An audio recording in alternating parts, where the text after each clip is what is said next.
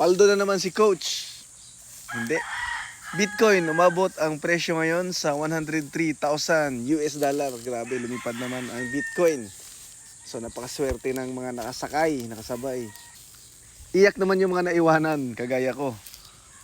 So hindi ako nakabili ng Bitcoin ka-trade nung bumagsak ito sa 75,000 US dollar.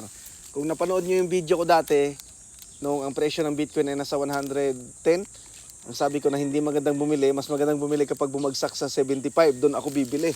So bumagsak nga sa 75,000 US dollar ka-trade kasi ang target natin mag 150 US dollar yung Bitcoin, na doble na yung capital natin. Kaso, ito yung chart, bumagsak yung Bitcoin, nag-touch sa 75 level, dito banda. So 2 araw lang siya nag-touch sa 75,000 level, hindi pa ako nakapag-withdraw.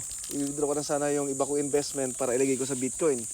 So hindi ako naka-withdraw, tapos tumaas agad yung presyo, ayan. Umabot ng 103,000 US dollar na yun. So sayang na trade, naiwan. Pero marami pang opportunity. Malay natin, bumalik pa yan sa 75 or 70.